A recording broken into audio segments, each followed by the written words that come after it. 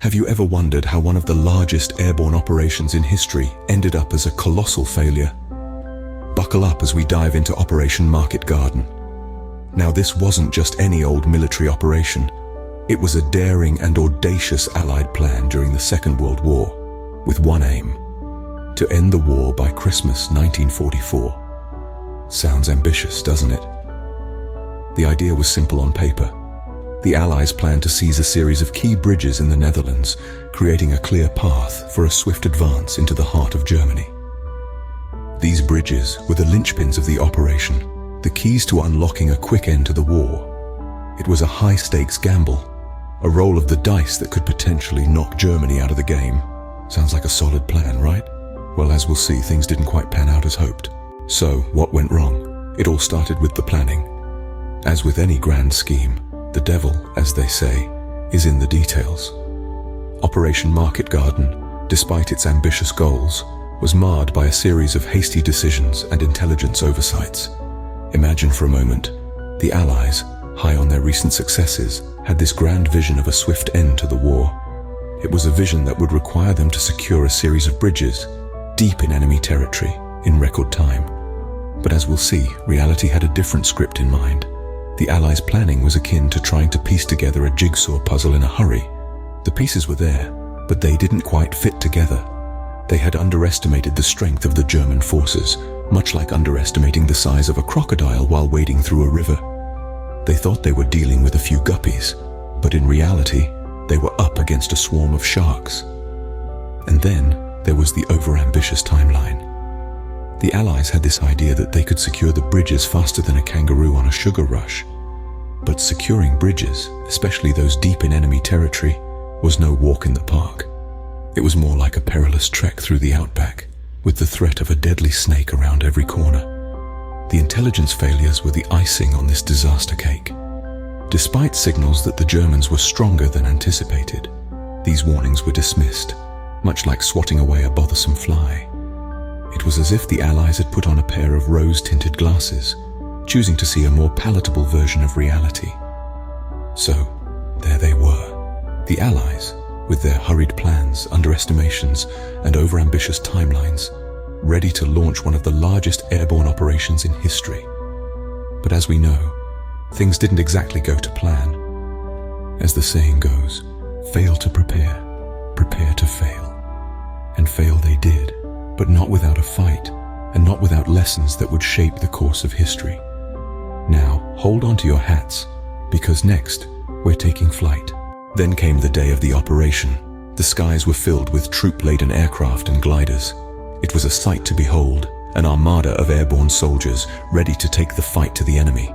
But this airborne ballet was about to confront a series of discordant notes. Now, imagine trying to conduct an orchestra in the middle of a sandstorm. That's how the airborne phase of Operation Market Garden felt like, thanks to the uncooperative weather. The gusty winds and poor visibility were like those pesky violinists who just won't stay in tune. They scattered the paratroopers far from their intended drop zones, creating a logistical nightmare. These scattered drops were like someone randomly rearranging your sheet music mid-performance.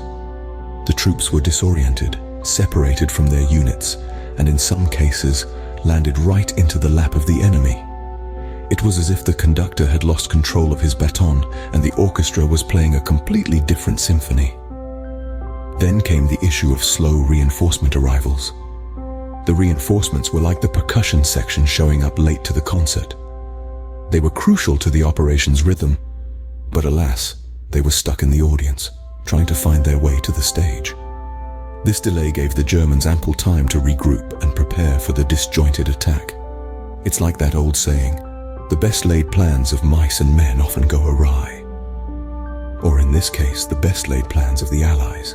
The weather, the scattered drops, the slow arrivals of reinforcements, all these factors played their part in slowing down the operation, giving the Germans time to catch their breath and mount a robust defense. So it turns out that the sky wasn't just a highway to the objective, it was a roadblock. The airborne phase of Operation Market Garden was like a symphony that started on a high note but quickly descended into a cacophony of errors. The sky wasn't the limit, it was the problem. Next up, the bridge battles. This is where things really started to unravel. Imagine a chess game where the king is left unprotected. In Operation Market Garden, the king was the bridge at Arnhem, and the protective pieces failed to secure it quickly. The Germans, like a cunning chess player, seized the opportunity, and the battle for the bridge became a fierce tug of war. The German forces, though initially caught off guard, quickly bounced back. They were like a cornered kangaroo, fiercely defending their ground. Their resistance was so intense, it was as if the very bridge had grown teeth and claws.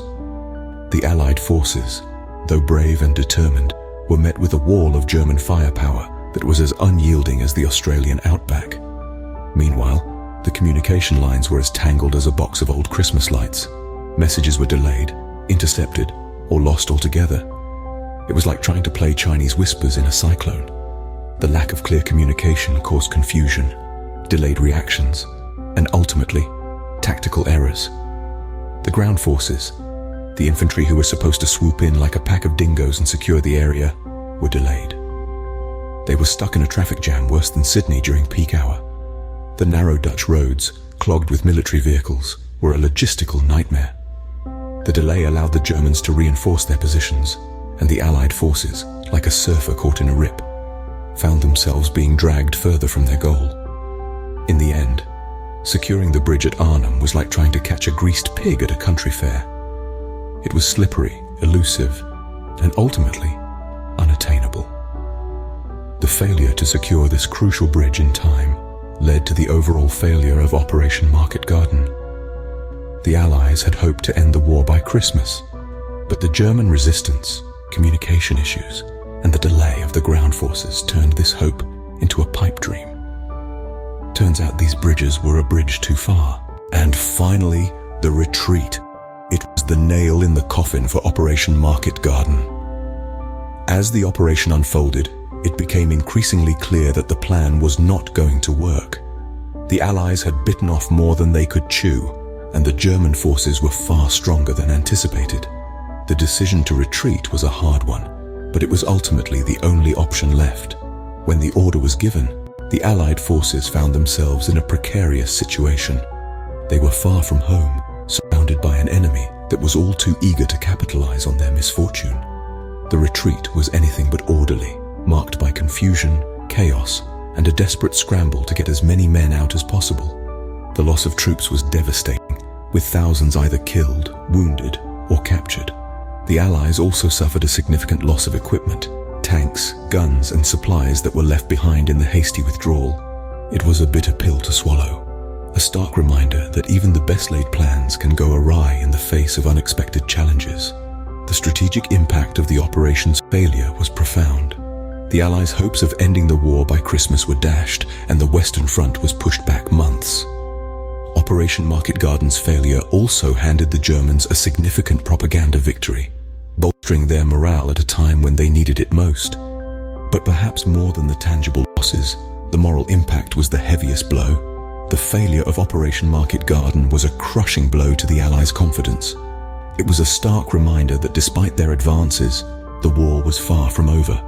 And so, the operation that was supposed to be a daring, decisive strike against the heart of the German forces turned into a retreat, a humiliating defeat that echoed long after the last shots were fired. In the end, it was a classic case of too much ambition, not enough execution. So why did Operation Market Garden fail? Let's sum it up with a bit of humor. Picture this. You're off on a road trip, right? You've got your snacks, your tunes, and your mates in the back seat. But oh no, your GPS has gone on the fritz, and you're left squinting at a crumpled map. Meanwhile, your mates can't agree on which way to go. Dave reckons it's a left turn at the next roundabout, but Sarah's adamant it's a right. And let's not forget about the timing. You thought you'd be there in 3 hours, but it's hour 6 and you're still stuck in traffic. Sounds like a nightmare, yeah? Well, that's pretty much what happened with Operation Market Garden. The plans were muddled, the directions were disputed, and they grossly underestimated the travel time. And there you have it, Operation Market Garden. A lesson in how not to plan a road trip or a military operation. Until next time, stay curious.